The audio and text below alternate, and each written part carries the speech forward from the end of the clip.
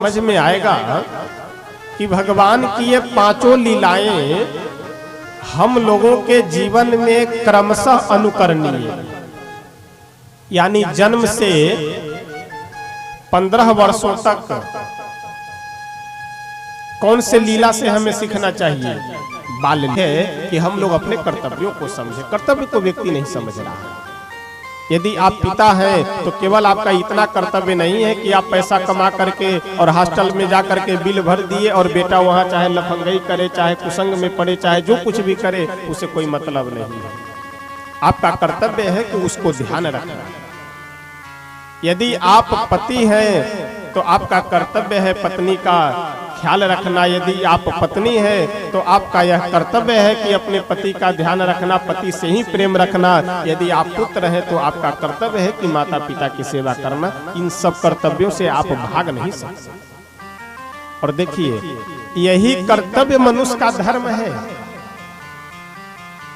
मंदिर में पूजा करना, भगवान के आगे स्तुति करना, पाठ करना, तीर्थों में जाना, ये धर्म नहीं है, ये उपासना है। आज लोग भ्रम में क्या रहते हैं कि धर्म और उपासना दोनों को एक ही साथ घसीटे रहते हैं। धर्म अलग है और उपासना अलग है। इसका मतलब ये नहीं कि दोनों अलग अलग है, दोनों एक ही, लेकिन दोनों की परिभाषाएं अलग है, दोनों का स्वरूप अलग है। मनुष्य का जो कर्तव्य है वही धर्म है, और जो हमारी पूजा पद्धति है, हमारी उपासना है, वह है उपासना। तो इसलिए धर्म और उपासना दोनों में बहुत अंतर है। रावण उपासक है लेकिन धार्मिक नहीं है। रावण पूजा नहीं करता है क्या? अरे शंकर भगवान की इतनी बढ़िया स्तुति रावण लिखे हुए है कि उस तरह की स्तुति आज तक कोई नहीं लिख पाए। शिव तांडव स्तोत्र अपने मस्तक को 1-2 बार नहीं 9-9 बार उसने काट करके शंकर भगवान के चरणों में चढ़ा दिया। ऐसा भक्त कौन होगा आज तक? परम विद्वान रावण शंकर भगवान का इतना बड़ा अनन्य भक्त तो है।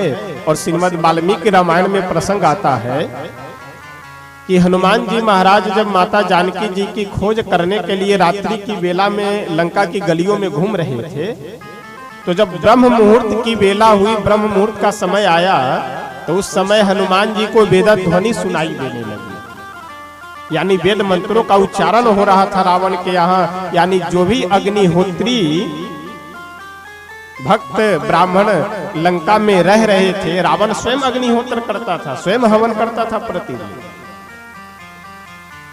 तो अगर रावण उपासक नहीं है तो फिर ब्रह्म मुहूर्त की बेला में वेद ध्वनि क्यों हनुमान जी को सुनाई दे रही है?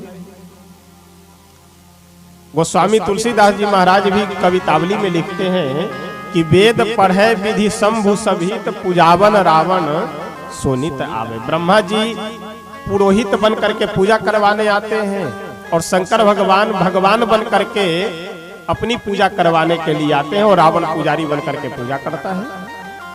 तो रावण उपासक तो है लेकिन धार्मिक नहीं। धर्म का मतलब हमारा चरित्र उज्जवल होना चाहिए। धर्म का मतलब हम अपने कर्तव्यों पे चलने वाले कर्तव्यनिष्ठ व्यक्ति हों तो हम धार्मिक हैं। और श्री रामचरितमानस की सबसे बड़ी विशेषता यह है कि हम धार्मिक भी बने और उपासक भी बने। ये दोनों शिक्षा, ये दोनों ज्ञान हमें इस मानस से मिलता है। धर्म के विषय में बहुत सुंदर गोस्वामी तुलसी बाबा तो कई जगहों पे बिल्कुल सहज सरल शब्दों में धर्म की व्याख्या बताते हैं कि बहुत ज्यादा फंसने की या बहुत ज्यादा उलझने की आवश्यकता नहीं है। परहित सरिस धर्म नहीं भाई, पर पीड़ा सम नहीं अधमाई। दूसरों के हित करने जैसा कोई धर्म नहीं है और दूसरों को नुकसान करने जैसा कोई अधर्म नहीं है।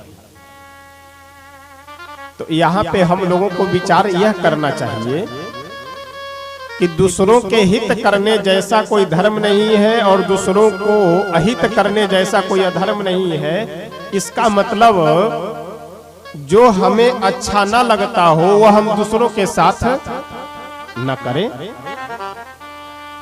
यानी यदि किसी को हम गाली दे रहे हैं और वह कोई व्यक्ति हमें गाली दे तो क्या हमें अच्छा लगता है?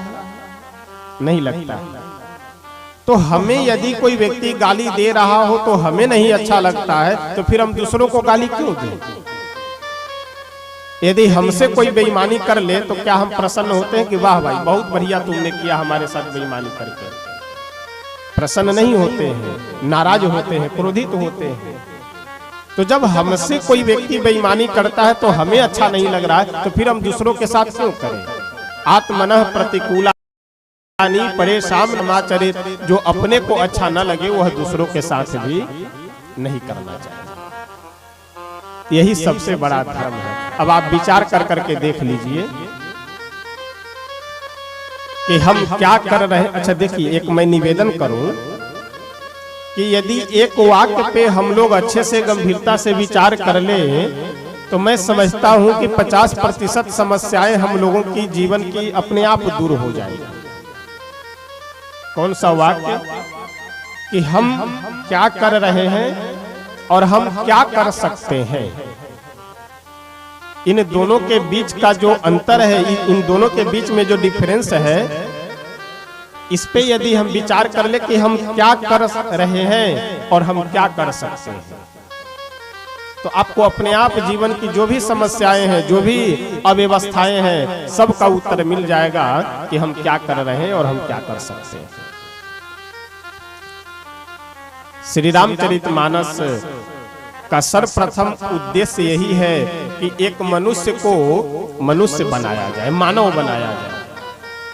एक बहुत सुंदर प्रसंग आता है। किसी गांव में एक बहुत जमींदार व्यक्ति थे, बहुत पैसे वाले आदमी थे, अपने दरवाजे पे कुर्सी लगा करके बैठे हुए थे। इतने में एक प्यासा व्यक्ति आया और आकर के बोला कि बाबूजी एक लोटा जल मिल जाएगा, बहुत प्यास लगी हुई है। उस प्यासे व्यक्ति से वह जमींदार व्यक्ति बोले कि हाँ क्यों नहीं, बैठो यहीं देखते हैं कोई घर में आदमी होगा, बुलाते हैं। आवाज दिए, संजोग की बात घर में कोई रहे नहीं होंगे। कुछ देर वह प्यासा व्यक्ति बैठा रहा। बाद में फिर दूसरी बार वह निवेदन किया कि बाबूजी बहुत तेज प्यास लगी है, एक लोटा जल यदि मिल जाता तो मेरी प्यास बुझ जाती। अब वह जो जमींदार व्यक्ति था वह डांटते हुए बोला कि चुपचाप बैठो, क्यों बार बार परेशान कर रहे हो? अरे घर में कोई आदमी होगा तो अभी बुलाते हैं, जल पिला देगा तुम्हें। वह प्यासा व्यक्ति खड़ा हुआ और हाथ जोड़ करके बोला कि यदि आप बुरा न माने तो एक बात कहूं। वह पैसे वाला व्यक्ति, जमींदार व्यक्ति बोला कि हाँ हाँ बोलो, क्या कहना चाहते हो? वह प्यासा व्यक्ति बोला कि आप इतने देर से बैठ करके बार बार हमसे यही कह रहे हैं कि बैठो, कोई आदमी होगा तो बुलाते हैं, जल पिला देगा, कोई आदमी होगा तो बुलाते हैं, तो क्या आप आदमी नहीं हैं? आप भी तो इस घर के एक आदमी ही हैं, इस घर के एक सज्जन ही हैं। यदि आप ही जा करके एक लोटा जल ला करके यदि हमें पिला दिए होते तो मेरी प्यास बुझ जाती। कहने का तात्पर्य कि यह व्यक्ति आदमी तो है लेकिन इसके अंदर आदमीयता नहीं, मानव तो है लेकिन उसके अंदर मानवता नहीं है। तो श्री रामचरितमानस का सर्वप्रथम कार्य यही है कि हम लोग मनुष्य तो हैं लेकिन मनुष्यता नहीं है, तो वही मनुष्यता रूपी गुण हमारे आपके अंदर में प्रदान करने का कार्य श्री रामचरितमानस का। हमें क्या करना चाहिए और क्या नहीं करना चाहिए, इसका ज्ञान कहां से हमें मिलेगा? किसी बाजार में नहीं, किसी चौक चौराहे पे नहीं, किसी भी मॉल में नहीं। इसका ज्ञान तो हमें श्री रामचरितमानस में ही मिल सकता है कि हमें क्या करना चाहिए और क्या नहीं करना चाहिए। और कई लोगों को मैं देख रहा हूं कि इधर उधर देख रहे हैं तो थोड़े मन को आज स्थिर और गंभीर कर करके बैठिए, क्योंकि आज भूमिका है। प्रथम दिन की कथा भूमिका होती है कि आगे आप 8-9 दिनों तक क्या श्रवण करेंगे उसे आज संक्षिप्त रूप में समझना रहता है और हमें भी समझाना रहता है। तो कथा का मतलब केवल यह नहीं है कि आए घूम फिर करके देख करके चले गए, ये तो फिर वही हाथी के स्नान करने जैसा है कि हाथी खूब 2 घंटे तक स्नान किया नदी में और बाहर निकल करके फिर धूल खोपड़ी पे रखा चले चले।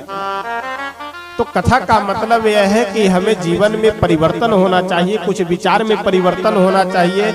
आए हैं 2-3 घंटे बैठ रहे हैं तो कुछ ले करके जाएं, यह उद्देश्य होना चाहिए। आज हमारे समाज के लिए हो या हम सब के लिए हो या भविष्य के लिए कहिए या मुख्य रूप से सनातन धर्म के लिए कहें कि बड़ी ही अव्यवस्थापूर्ण स्थिति है हमारे धर्म की। व्रत मनमुखी लोग करना प्रारंभ कर दिए, पूजा पाठ वह भी मनमुखी, जो मन में आया वही पूजा कर लिए, जैसे मन आया वैसे ही पूजा करना प्रारंभ कर दिए। और सबसे बड़ी समस्या तो महाराज यह है कि कंपटीशन मतलब एक दूसरे से प्रतिस्पर्धा। बगल के गांव में दुर्गा पूजा में अगर 50,000 का गेट लगा हुआ है तो हम 1 लाख का गेट लगवाएंगे। गेट लगवाने से माता जी खुश होगी, इससे बड़ी मूर्खता और क्या हो सकती है। बगल के गांव वाले लोग यदि चंपारण से नाच बुला रहे हैं तो हम दरभंगा से बुलाएंगे, और वो लोग 60,000 में तो हम 1,20,000 में बुलवाएंगे। अरे बेवकूफ नंदन, इससे माता जी खुश हो जाएंगे। कभी भी यज्ञ का पूजा का यह स्वरूप नहीं है।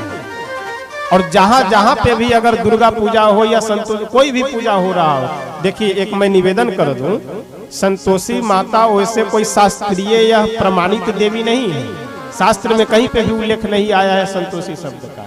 लेकिन ग्राम देवी कुल देवी के नाम से हम मान सकते हैं, जान सकते, कोई विरोध नहीं है।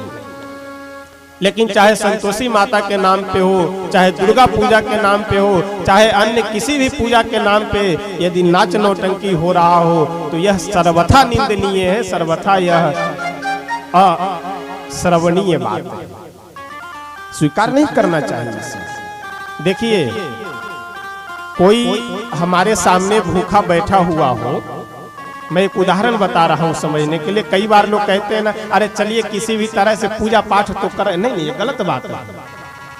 कोई व्यक्ति भूखा हमारे सामने बैठा हुआ हो और उसे 2 तमाचा लगा करके यदि हम भोजन दे तो वह दान करने का हमें कौन सा फल मिलेगा, बताइए जरा।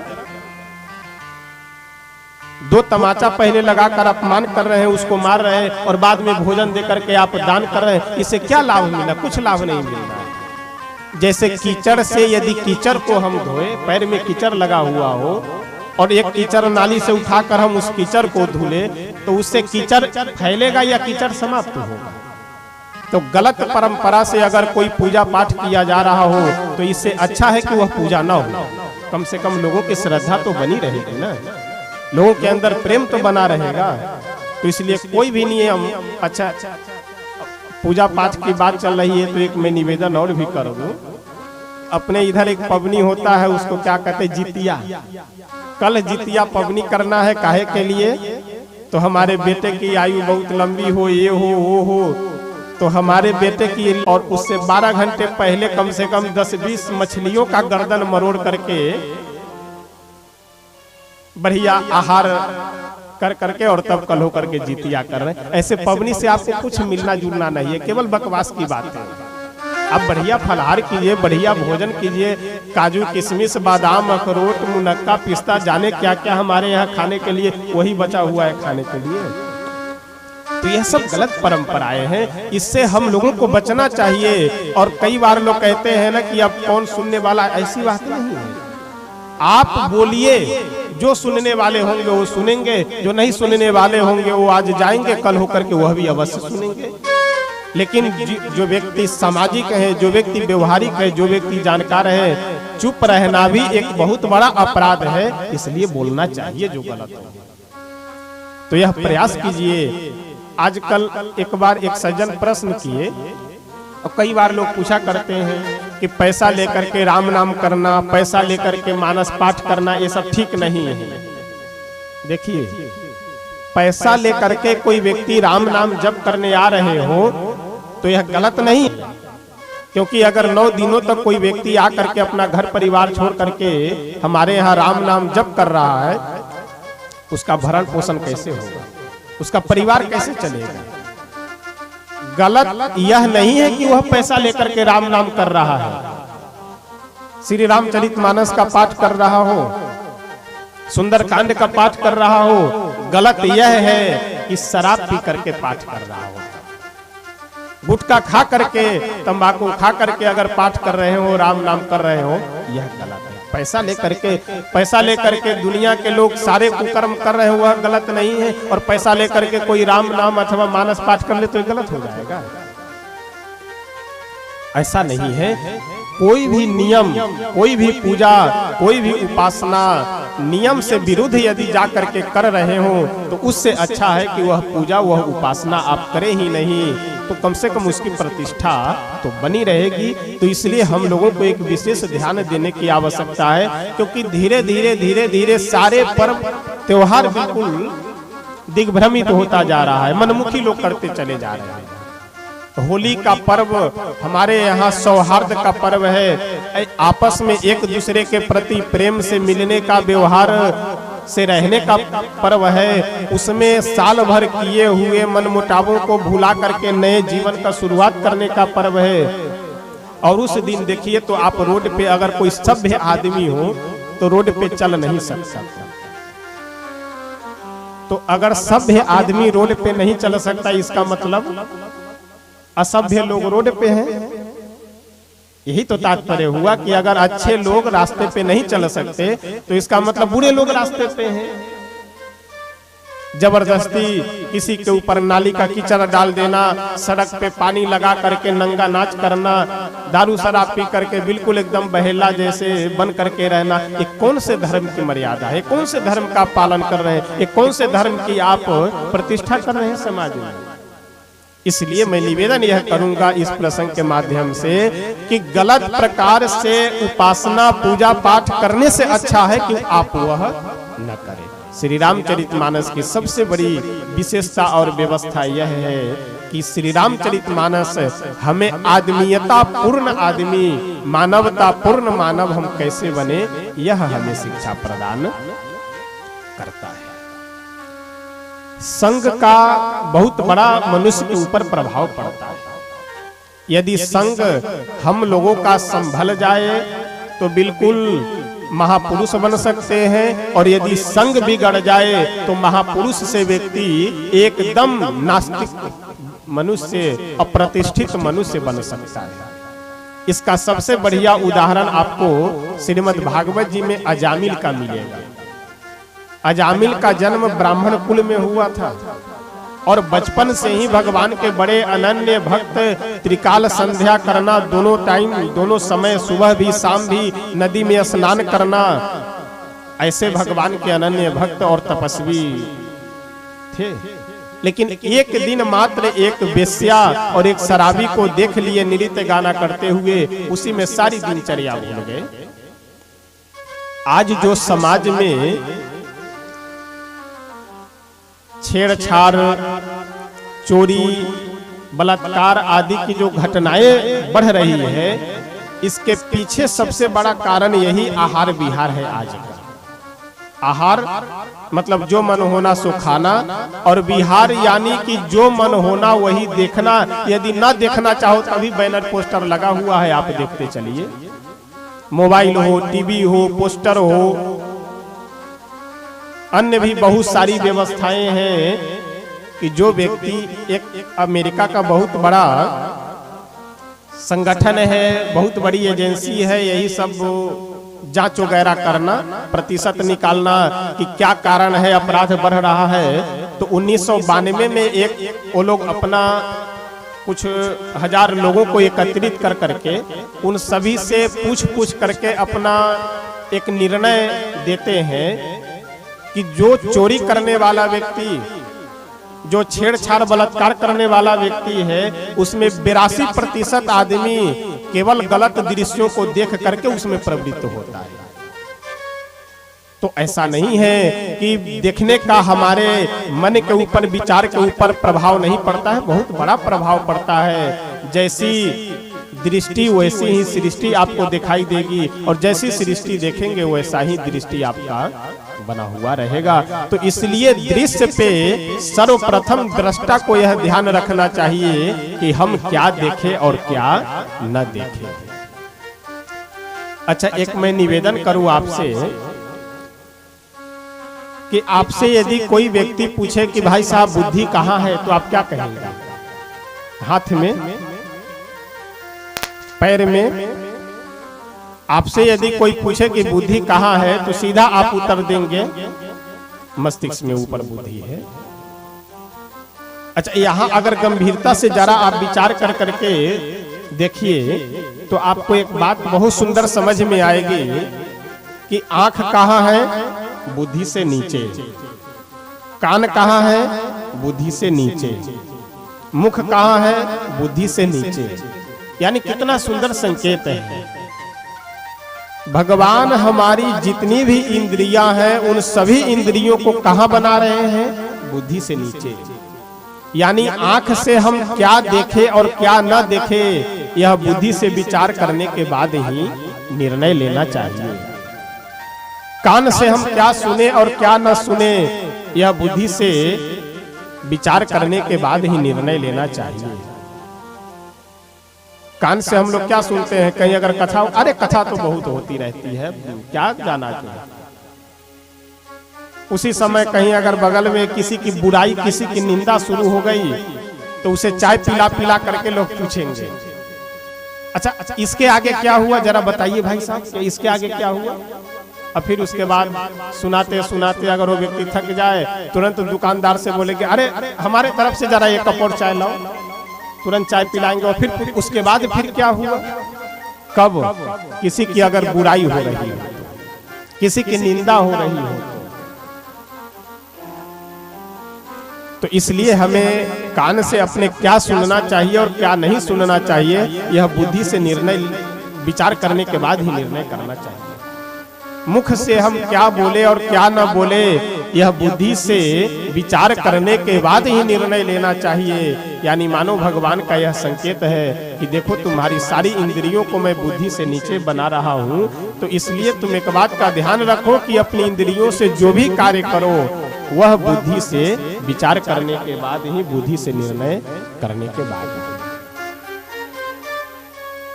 श्री गोस्वामी तुलसी बाबा रामचरितमानस का बड़े ही भाव और सहज सरल शब्दों में निर्माण करते हैं। जिस समय पूरे भारतवर्ष में संस्कृत के विद्वानों का आतंक था, ये आतंक शब्द मैं नहीं प्रयोग कर रहा हूँ, एक बहुत बड़े महापुरुष इस शब्द का प्रयोग करते हुए बोले हैं कि जिस समय गोस्वामी तुलसीदास जी महाराज श्री रामचरितमानस का निर्माण नहीं किए हुए थे, उस समय संस्कृत के जो विद्वान कथावाचक जानकार लोग थे वह सब अपना अपना रेट तय करने लगे थे कि मैं इतना लूंगा तब जाऊंगा, उतना लूंगा तब जाऊंगा, मैं ऐसी व्यवस्था में जाऊंगा, मैं वैसी व्यवस्था में जाऊंगा। तो भगवान की जो कथा है वह आम जनमानस से दूर होने लगी। इन बातों को ध्यान में रखते हुए गोस्वामी तुलसीदास जी महाराज श्री रामचरितमानस का निर्माण करते हैं और बहुत सुंदर लिखते हुए कहते हैं, रामचरित मानस ही नामा, रामचरित मानस ही नामा, रामचरित मानस ही नामा, रामचरित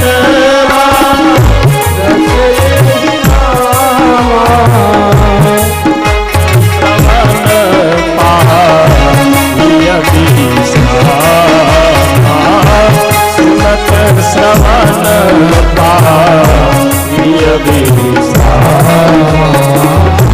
रामचरित मानस नामा, रामचरित चरित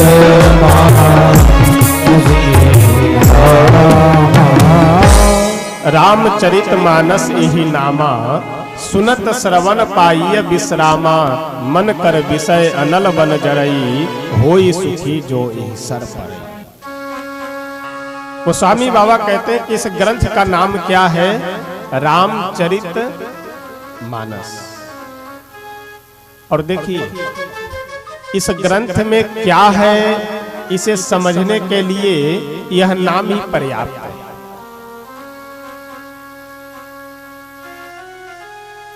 और इस ग्रंथ को सुनने से हमें लाभ क्या मिलना है, वह भी आपको इस नाम से ही समझ में आ जाएगा। नाम क्या है? रामचरित मानस। तो इसे समझने के लिए जरा इसे उल्टा कर करके आप आइए।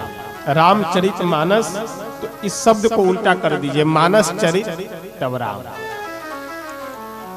राम यानी मर्यादा पुरुष, राम यानी आदर्श पुरुष, राम यानी अपने समस्त कर्तव्यों को पालन करने वाले मर्यादा पुरुष श्री राम। यानी हमें यदि एक मर्यादित पुरुष बनना हो, हमें यदि आदर्श पुरुष बनना हो, तो उसके लिए सर्वप्रथम क्लास कौन सा है? सर्वप्रथम क्या करना चाहिए? तो अपने रामचरित मानस, मानस यानी मन को ठीक करना चाहिए। मानस के कई पारिभाषिक अर्थ हैं, कई इसके प्रसिद्ध अर्थ हैं। मानस का मतलब एक मन भी होता है।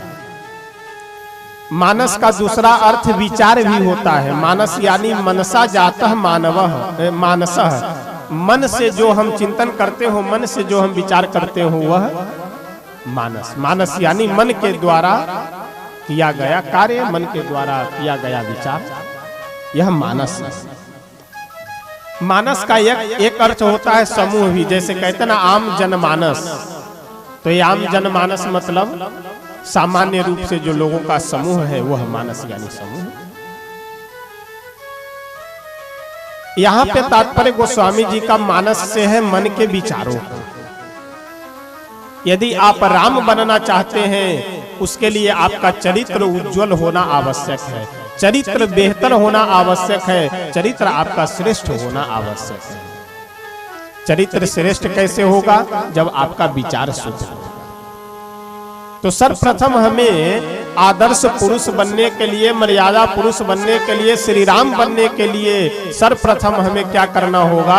अपने विचार को परिवर्तित करना होगा, विचार को शुद्ध करना होगा। और यदि विचार हमारा शुद्ध सही हो गया, तो चरित्र अपने आप ठीक हो जाएगा। और चरित्र यदि ठीक हुआ, तो हम आदर्श पुरुष बन सकते हैं।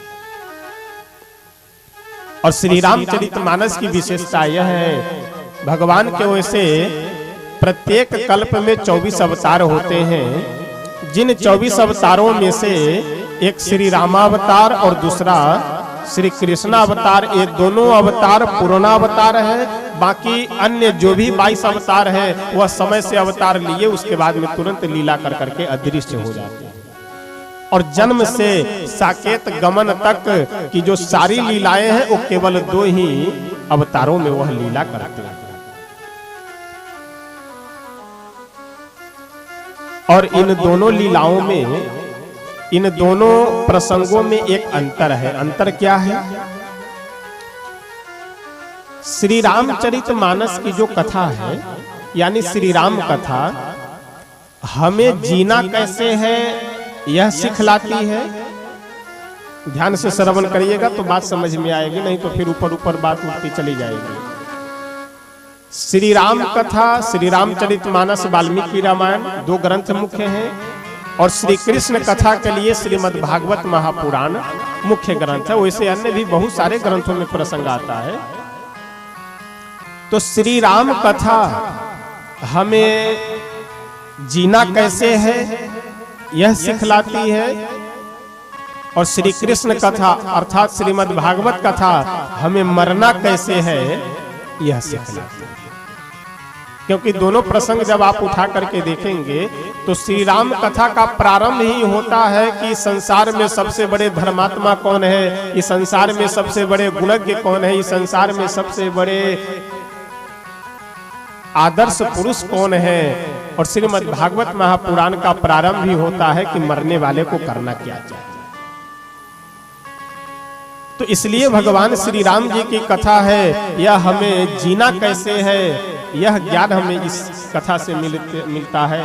और भगवान श्री कृष्ण की जो कथा है उससे हमें मरना कैसे है यह ज्ञान मिलता है। देखिए, जीने से कहीं बेहतर बुद्धिमानी मरने में है। मरने का मतलब मरने में नहीं, कैसे मरना है इसमें है। अगर मरना हम लोगों का संभल जाए, यदि मनुष्य को मरने आ जाए ठीक से, तो फिर बार बार आपको जन्म नहीं लेना पड़ेगा, बार बार आना नहीं पड़ेगा। जन्म जन्म मुनि जतन कराही, अंत राम कही आवत नाही। यदि हमें ठीक से मरने आ जाए तो यह भी भगवान की बहुत बड़ी कृपा है। इसके लिए सर्वप्रथम हम लोगों को संग सुधार करके रखना चाहिए, संग संभालना चाहिए।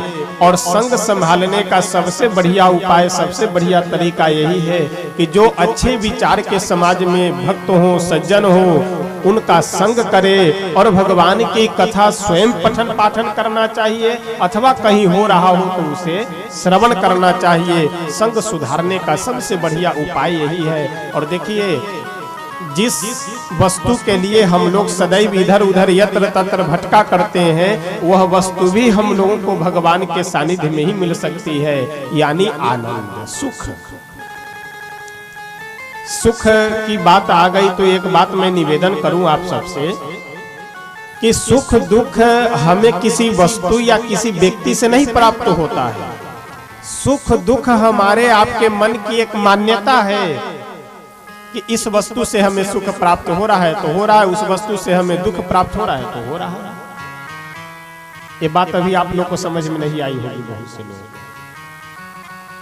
सुख दुख किसी व्यक्ति या किसी वस्तु से हमें नहीं प्राप्त होता है। सुख दुख हमारे मन की एक मान्यता है कि हमें सुख मिल रहा है और हमें दुख मिल रहा है। इसीलिए न्याय शास्त्र में सुख दुख का बहुत सुंदर लक्षण करते हुए लिखते हैं कि सर्वेषाम अनुकूल वेदनीयम सुखम और सर्वेषाम प्रतिकूल वेदनीयम दुखम।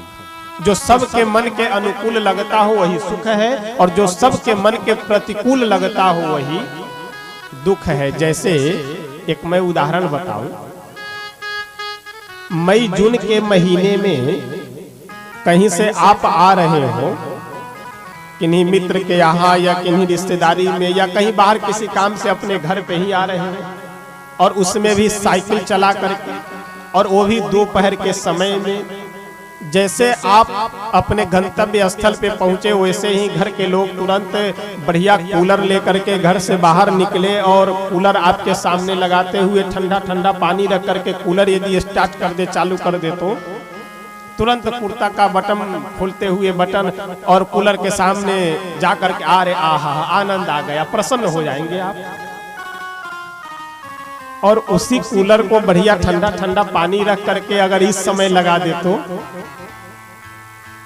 तो जून जुलाई के महीने में, जून जुलाई के समय में तो कुर्ता खोल करके हवा खा रहे थे और आनंद ले रहे थे, और इस समय तुरंत दो चार चादर ओढ़ करके बोलेंगे कि अरे जल्दी से कूलर बंद करो, प्राण लोगे क्या। यानी अब जब बहुत आनंद मिलता है तो लोग कहते हैं अरे जान में जान आ गया, यानी शरीर में प्राण आ गए। वही कूलर है कि गर्मी के समय में आपके प्राणों की रक्षा कर रहा था, और वही कूलर है कि ठंडी के समय में आपका प्राण ले रहा है।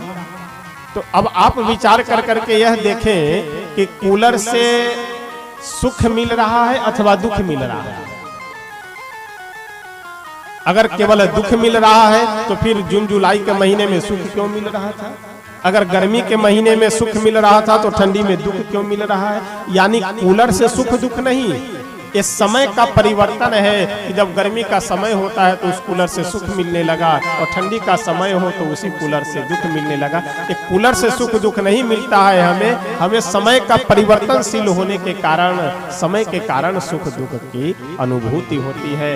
आइए बहुत सुंदर एक भजन हम लोग एक दो पंक्ति बोल करके गा करके आगे बढ़ेंगे कि वास्तव में सुख और दुख ये हमारे आपके मन की मान्यता है। मन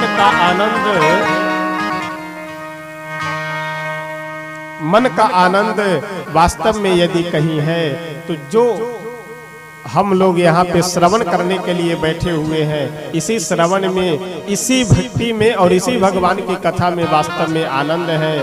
बाकी आनंद तो जो संसार में हम लोग ढूंढते हैं वह क्षणभंगुर आनंद है, कुछ समय के लिए रहता है और कुछ समय के बाद वह गायब हो गया।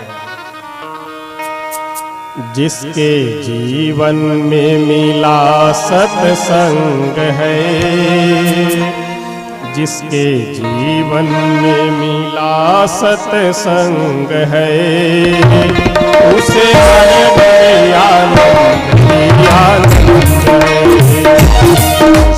जीवन में मिला सत्संग है, जीवन में मिला सत्संग है, उसे हर घड़ी आनंद ही आनंद है। इसे जीवन में मिला सत्संग है, उसे हर घड़ी आनंद ही आनंद है।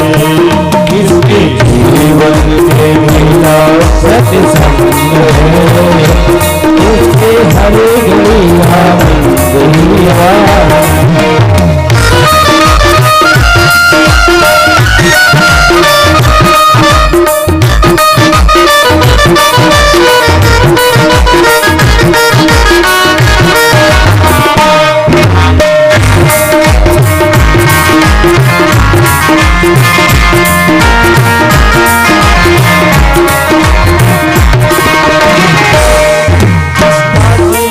सच्चाई में भर गया, उसके पापों का पर्वत भी गल गया। इसका जीवन सच्चाई में भर गया, उसके पापों का पर्वत भी गल गया। इसका जीवन सच्चाई में ढल गया, उसके पापों का पर्वत भी गल गया। इसका जीवन सच्चाई में ढल गया, उसके पापों का पर्वत भी गल गया। इसके बसे गोविंद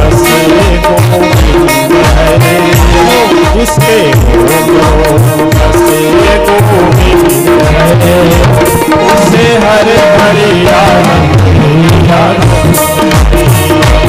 इसके जीवन में मिला सत्संग है, उसे हर घड़ी आनंद ही आनंद है।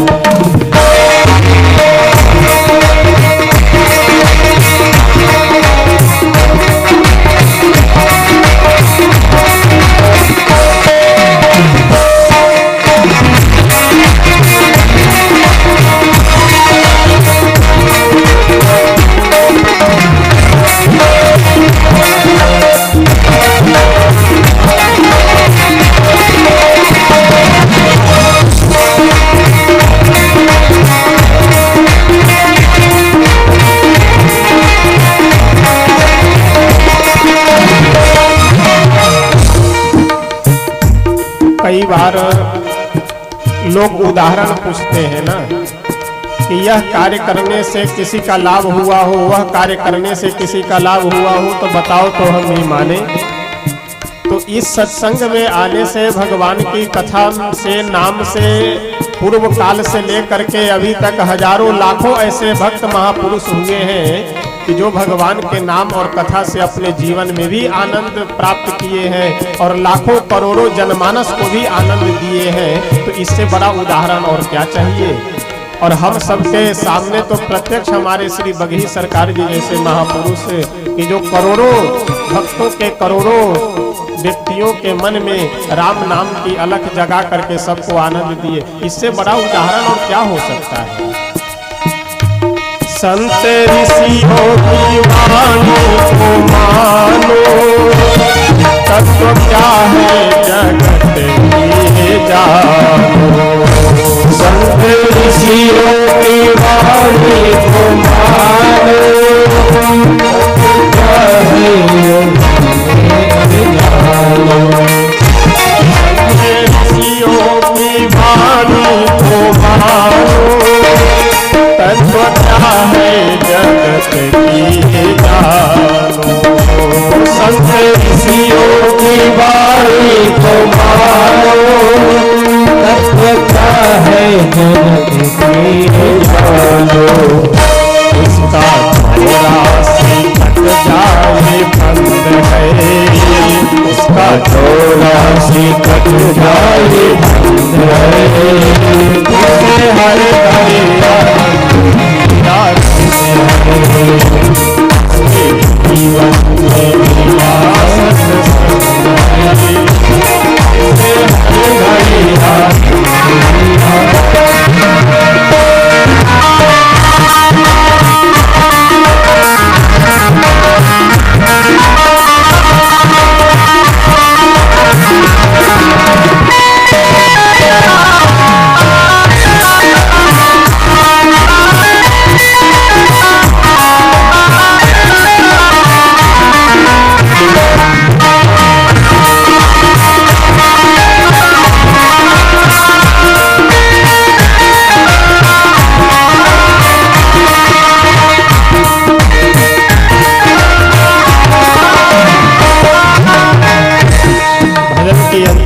में संत कहते हैं कि इस भगवान नाम से और भगवान की कथा से कौन कौन से महापुरुषों का कल्याण हुआ है और कौन कौन से संत महापुरुष से आनंद प्राप्त किए। सूरमीरा कबीरा ने गाया, तुलसी नानक ने दर्शन पाया। सूरमीरा कबीरा ने गाया, तुलसी नानक ने दर्शन पाया। सूरमीरा कबीरा ने गाया, तुलसी नानक ने दर्शन पाया। सूरमीरा कबीरा ने गाया, तुलसी नानक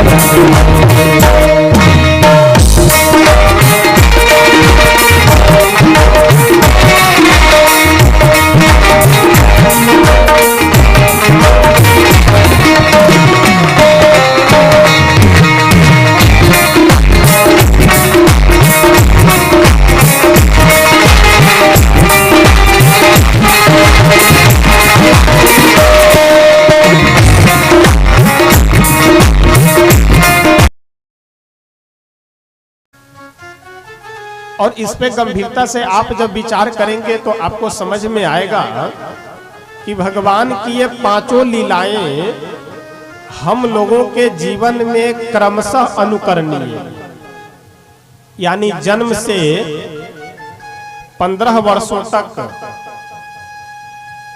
कौन से लीला से हमें सीखना चाहिए? बाल लीला से। और 15 से लगभग 27 अथवा 30 मान लीजिए 30 वर्ष की अवस्था तक किस लीला से हमें सीखना चाहिए? विवाह लीला से। 30 वर्ष की अवस्था से लगभग 40 से 45। अच्छा भगवान, ये मैं अवस्था इसलिए कह रहा हूं अपने मन से नहीं, भगवान की लीला का ही अनुकरण करते हुए, उनके लीलाओं की अवस्था का ही ध्यान रखते हुए बात मैं कह रहा हूं। भगवान विश्वामित्र जी के साथ जनकपुर कितने वर्ष की अवस्था में जाते हैं? 16 वर्ष की अवस्था में। 16वें वर्ष में भगवान का क्या हो रहा है? विवाह हो रहा है। 16वें वर्ष से लेकर 27वें वर्ष की अवस्था तक भगवान अयोध्या जी में रहते हैं। 27वें वर्ष की अवस्था में प्रभु कहाँ गए? वन में जाते हैं, वनवास होता है। कितने वर्षों के लिए? 14 वर्षों के लिए। 27, 10, 37 और 2, 38, 39, यानी कि 39 वर्ष की अवस्था में प्रभु वापस आते हैं। उसके बाद और इसी बीच में रण लीला भी है और वन लीला भी है, दोनों इसी बीच में है, 14 वर्षों के ही बीच में। और उसके बाद कौन सी लीला है? राज्य लीला। यानी 50 वर्षों के बाद मनुष्य को हमें करना क्या है, इस पे विचार करना चाहिए। यानी जन्म से लेकर के 15 वर्षों की अवस्था तक हमें भगवान की बाल लीला से शिक्षा ग्रहण करना चाहिए। 15 वर्ष की अवस्था से 30 वर्ष की अवस्था तक हमें भगवान के विवाह लीला से शिक्षा ग्रहण करनी चाहिए। और 30 वर्ष से लेकर के लगभग 50 वर्षों तक हमें भगवान के वन लीला और रण लीला से शिक्षा ग्रहण करनी चाहिए। और 50 वर्षों के बाद हमें भगवान के राज्य लीला से शिक्षा ग्रहण करनी चाहिए कि अब हमारा जीवन का उद्देश्य क्या है, हमें करना क्या चाहिए। यह मैं यहाँ संक्षिप्त में केवल बता रहा हूँ, और आगे चल करके जब प्रसंग आएगा तो प्रसंगानुसार मैं वर्णन करता चलूंगा। भगवान बाल लीला में क्या कर रहे हैं? अच्छा, अवतार क्यों लिए हैं? आप किसी व्यक्ति से पूछिए कभी कि भाई साहब आप कमा क्यों रहे हैं, तो तुरंत वह व्यक्ति बोलेगा कि अपने परिवार के लिए। ठीक, परिवार को किस लिए पाल पोस रहे हैं? तो अपने लिए, जीने के लिए, कि हम आनंद से जी सके, परिवार के सब लोग सुखी संपन्न रहेंगे तभी तो हम आनंद से जिएंगे। फिर बाद में उनसे पूछे कि भाई साहब आप कमा इसलिए रहे हैं कि परिवार का पालन पोषण करने के लिए, परिवार को इसलिए पालन पोषण कर रहे हैं स्वयं जीने के लिए, तो स्वयं जी क्यों रहे हैं? किसी व्यक्ति से पूछे कि आप जी क्यों रहे हैं, इसका कोई उत्तर नहीं। जिया इसीलिए जाता है कि हमें दोबारा फिर यहाँ पे आकर के जन्मना मरना न पड़े, इसीलिए मनुष्य को जीना चाहिए। तो हम जी क्यों रहे हैं, किस लिए हमें जीना चाहिए और किस लिए हमें मनुष्य शरीर मिला है, यह विचार अगर आप करेंगे, चिंतन करेंगे, तो यह ज्ञान आपको भगवान की बाल लीला से अवश्य मिल जाएगा। प्रभु के अवतार के स्तुति में हम सब लोग हमेशा गाया करते हैं। कौन सा स्तुति? भय प्रगट कृपाला। इसके अंत में दोहा है कि विप्र धेनु सुर संत हित लीन मनुज अवतार, निज इच्छा निर्मित तनु माया गुण गोपाल। भगवान अवतार क्यों लेते हैं? तो विप्र धेनु सुर संत हित लीन मनुज अवतार, यानी सनातन धर्म के जितने भी अंग प्रत्यंग है, वो चाहे मंदिर हो, चाहे गौ हो, चाहे संत हो, ब्राह्मण हो, जो भी हो, उन सब की रक्षा के लिए भगवान अवतार लेते हैं। क्या हम वह कर रहे हैं? आज सबसे बड़ी समस्या यह है कि जिस गांव में चले जाएं, अधिकतर गांव की ये दुर्दशा है, तुरंत लोग आकर के बोलेंगे कि महाराज जी कोई अच्छे पुजारी हो, साधु हो तो मंदिर पे रख दीजिए, मंदिर में कोई पूजा करने वाला नहीं है, भोग लगाने वाला कोई नहीं है। और मन में बात तो आती है लेकिन बोलता नहीं हूं, क्योंकि बुरा लग जाएगा अगले व्यक्ति को।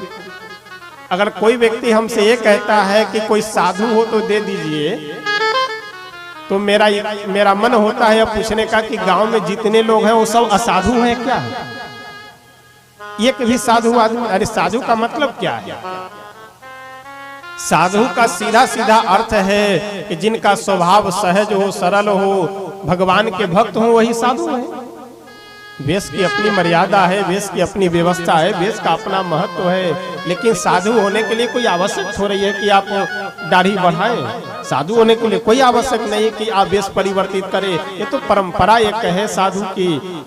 बाकी साधु आप अपने घर में रह करके भी हो सकते हैं, संत आप अपने घर में रह करके भी हो सकते हैं। व्यवहार में परिवर्तन आ जाए, विचार में परिवर्तन आ जाए तो वेश भी अपने आप बन ही जाएगा। वेश बनाने के लिए प्रयास नहीं करना है, प्रयास करना है विचार और व्यवहार में परिवर्तन लाने के लिए। 2-2 हजार 2,500 हजार गांव में लोगों की जनसंख्या है और सब हिंदू हैं, लेकिन विडंबना ये कि मंदिर में कोई एक दिया जलाने वाला नहीं है, भगवान को कोई इलायची दाना भी भोग लगाने वाला व्यक्ति नहीं है। ये बात मैं इसलिए कह रहा हूं कि हम मनुष्य जन्म क्यों लिए हैं, मनुष्य जन्म हमें क्यों मिला है। यदि आप विचार करेंगे तो आपको यह लगेगा कि भगवान मनुष्य शरीर इसलिए लिए थे कि अपने मंदिरों के, अपने तीर्थों के, साधु संतों के धर्म की रक्षा के लिए। तो मंदिर ही नहीं रहेगा तो धर्म हमारा क्या रहेगा। इसलिए मंदिर की रक्षा करना हमारा कर्तव्य है। और हमारे यहाँ सबसे बड़ी एक कुरीति क्या व्याप्त होती जा रही है कि गांव का व्यक्ति अगर कोई देवी जी का स्थान है, कोई भगवती का स्थान है, वहाँ पे एक दरवाजा भी लगा पाना पार नहीं लगता है। वहाँ पूरे वर्ष में बस वही नवरात्रि में कभी गए, फूल माला चढ़ा दिए, बाकी 364 दिनों में कभी उनको समय नहीं मिलता है। और ऐसे लोग 2-2, 3-3 बार चले जाएंगे वैष्णो माता दर्शन करने के लिए, यानी 10,000 रुपए खर्च कर करके वैष्णो माता वो जाकर दर्शन कर लेंगे, लेकिन अपने गांव में कोई भगवती का स्थान है तो वहां नहीं जाएंगे। क्यों? क्योंकि स्वार्थ छिपा हुआ है। यहाँ के मंदिर में जाने से मनोकामना हमारी पूरी नहीं होगी और वैष्णो माता चले जाएंगे तो वहां हमारी मनोकामना पूरी हो जाएगी। तो ये जो धर्म का उपयोग, मंदिर का प्रयोग हम लोग स्वार्थ से करने लगे हैं, इसीलिए मंदिर में रहने वाले व्यक्ति भी मंदिर का उपयोग स्वार्थ से करने लगते हैं। इतना चढ़ाओ तो नजदीक से दर्शन होगा, नहीं चढ़ाओ तो गेट के बाहर जाओ।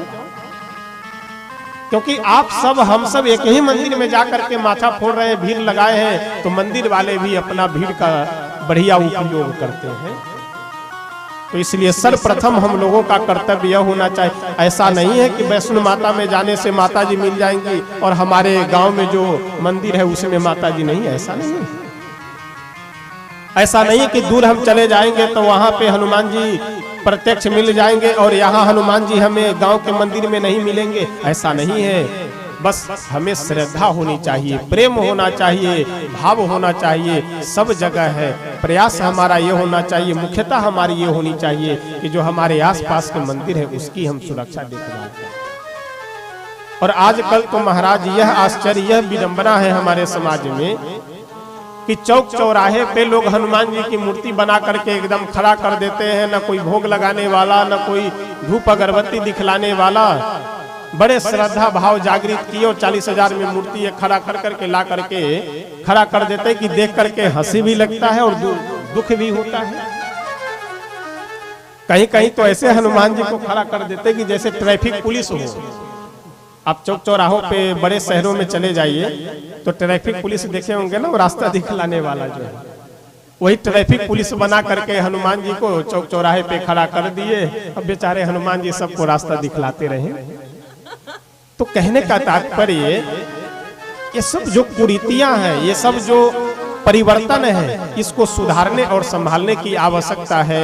हनुमान जी की मूर्ति हम छोटी सी रखें, बहुत छोटी सी ऐसी मूर्ति रखें कि जिनको हम अपने पास रख करके सेवा कर सके। चौक चौराहे पे खड़ा कर दिए, धूल माटी खाते रहे, पूरे लोगों के चप्पल जूते का गर्दा उड़ करके हनुमान जी के खोपड़ी पे पड़ता रहे, ये भक्ति नहीं है, आपकी मूर्खता है। इसलिए ऐसा कभी भी नहीं करना चाहिए। गांव की जो भी मंदिर है, जो भी व्यवस्था हो, धर्मस्थल हो, उसका देख रेख करना प्रत्येक हिंदू का, प्रत्येक व्यक्ति की जिम्मेदारी है। इसलिए इन बातों का हमें विशेष ध्यान रखना चाहिए। यह सब ज्ञान हमें आपको भगवान की बाल लीला से सुनने को और देखने को मिलेगी। और हमारा जीवन कैसा होना चाहिए, तो गोस्वामी तुलसी बाबा बहुत सुंदर वर्णन करते हुए लिखते हैं कि हमारे राघव, हमारे रघुनंदन प्रातः काल जग करके क्या करते हैं, वह वर्णन करने जा रहे हैं। प्रातः काल उठी के रघुनाथा, प्रातः काल उठी के रघुनाथा, प्रातः काल उठी के रघुनाथा, प्रातः काल उठी के रघुनाथा, मातु पिता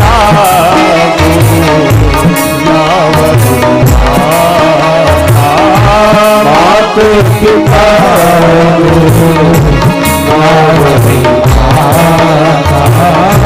प्रातः काल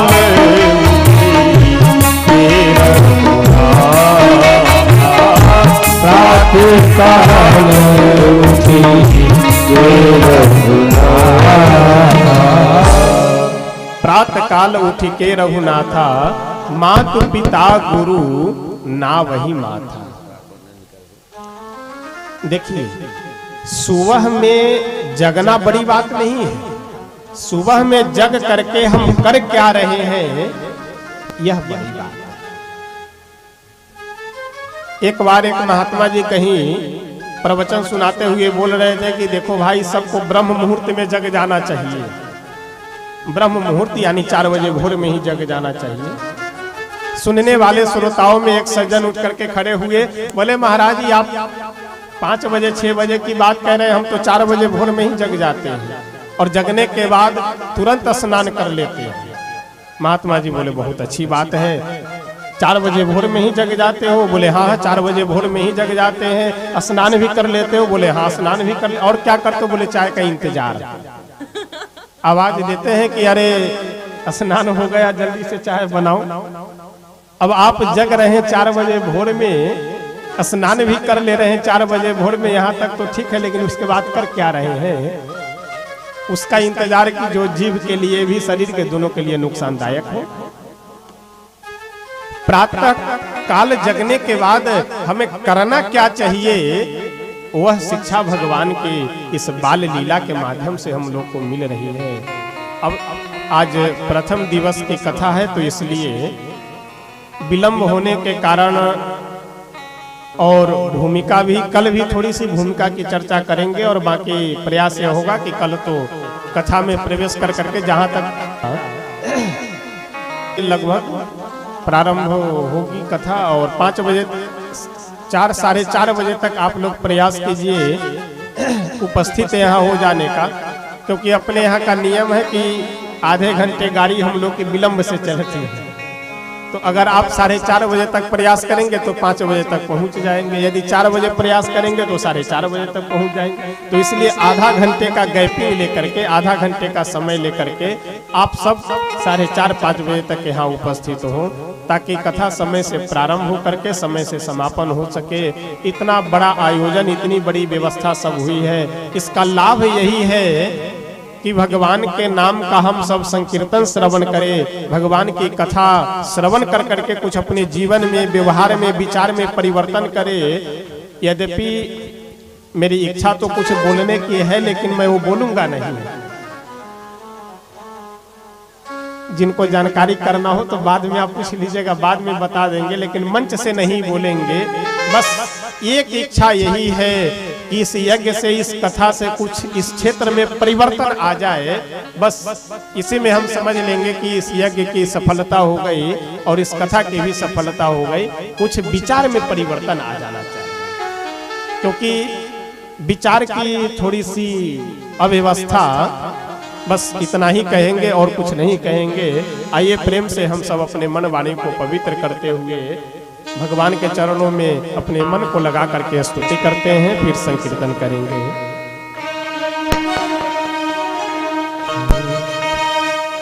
शरण में आए हैं हम तुम्हारी, दया करो हे दयालु भगवान।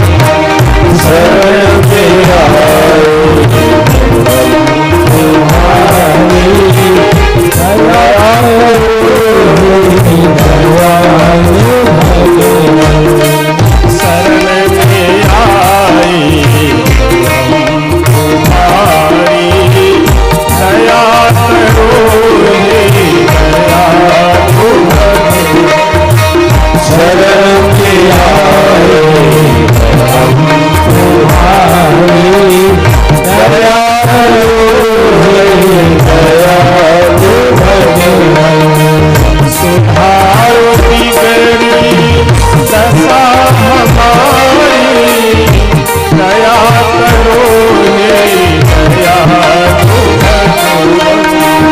Hare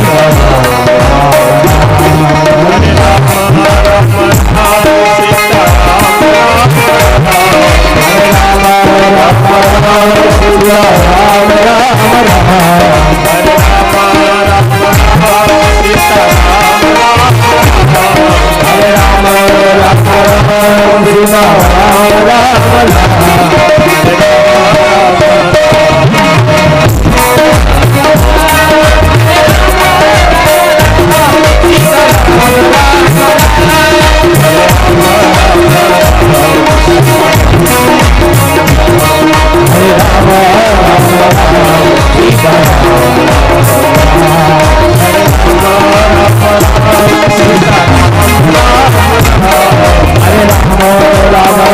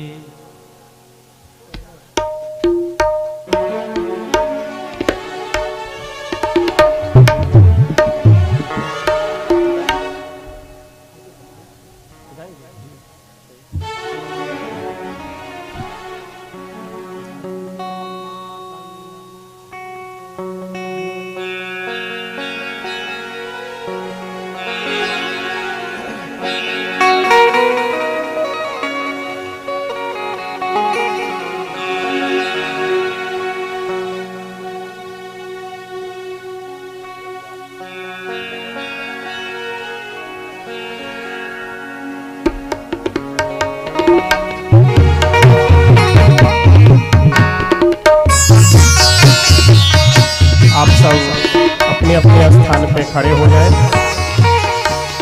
और जो भी आरती में सम्मिलित होना चाहते हैं तो एक एक व्यक्ति का नाम लेना ठीक नहीं है, तो आप जो भी इच्छा हो जिनकी भी आरती कर सीताराम महात्मा ये जिनकी भी इच्छा हो आरती करने की तो आप ससम्मान मंच पे आकर के आराम से आरती कर सकते हैं। आइए हम सब प्रेम से आरती करते हैं। हरि ओम चंद्रमा मनसो जात ससो सूर्यो अजायत श्रुत्वा द्वायुष प्राणस्य मुखादग्निरजायत आरति श्री रामायण जी की आरति श्री रामायण जी की कीरति करी आरति श्री रामायण जी की कीरति करी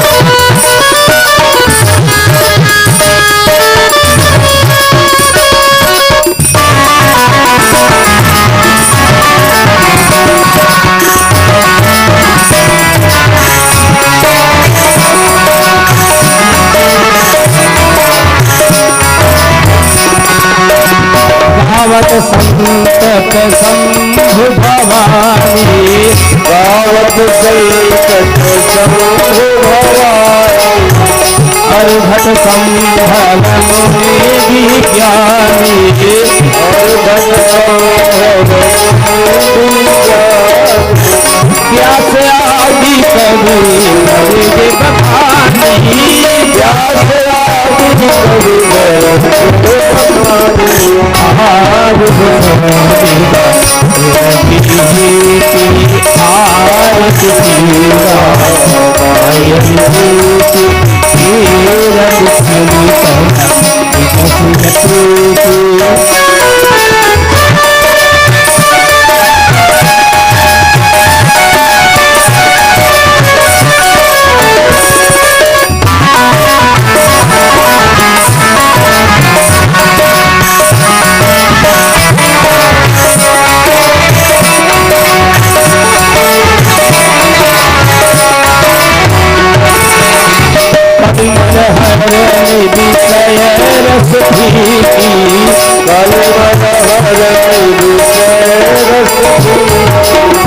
सुभग सिंगार होते युवती सुभग सिंगार होते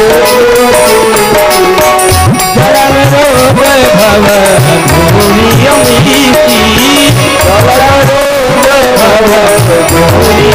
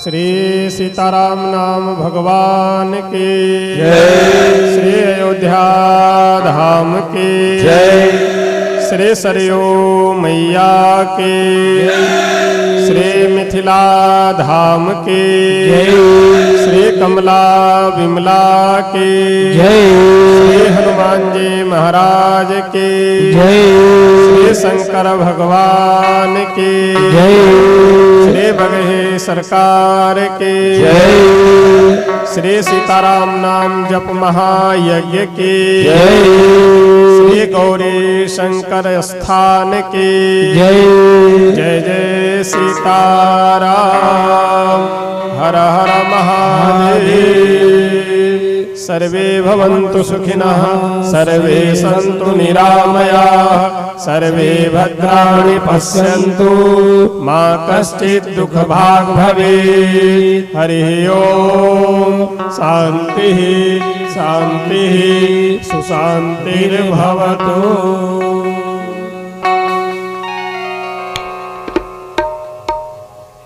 कल पुनः हम सब यहाँ उपस्थित होकर के आगे का कथा प्रसंग श्रवण लाभ प्राप्त करेंगे। तब तक आप सब प्रसाद लेकर के अपने अपने गंतव्य स्थान को प्रस्थान करेंगे। और विशेष इस क्षेत्र के जो भी विशिष्ट गणमान्य हैं, आप सबसे निवेदन है कि यह यज्ञ के जो भी कराने वाले हैं वह तो मुख्य रूप से हमारे भोले बाबा हैं, लेकिन माध्यम जिन भी लोगों का है वह सब यहाँ से 15-20 किलोमीटर दूर के हैं। तो इसलिए आप सब जो क्षेत्र के विशिष्ट जन हैं, क्षेत्र के बुद्धिजीवी गण हैं, आप सबसे विशेष यह निवेदन है कि आप सब तन मन धन तो भोले बाबा व्यवस्था किए हुए हैं, लेकिन कम से कम तन मन से आप सब लग करके इसमें सम्मिलित रहे, ताकि किसी तरह की व्यवहारिक कोई अव्यवस्था न हो। अच्छे से आनंद से यज्ञ तो इसमें आपको ही लाभ मिलना है। यानी जैसे नदी में कोई व्यक्ति यदि एक गिलास लेकर के जाए तो उसका गिलास भरेगा, लोटा लेकर जाए तो लोटा भरेगा, ड्रम लेकर के जाए तो ड्रम भरेगा। उसी तरह से यह यज्ञ हो रहा है। यहाँ जो आप सेवा करेंगे, जिस तरह से आप पुण्य करेंगे, उतना पुण्य और भोले बाबा का आशीर्वाद आपको प्राप्त होगा। इसी निवेदन के साथ अपनी वाणी को विराम देते हैं। कल पुनः हम सब यहाँ उपस्थित होंगे।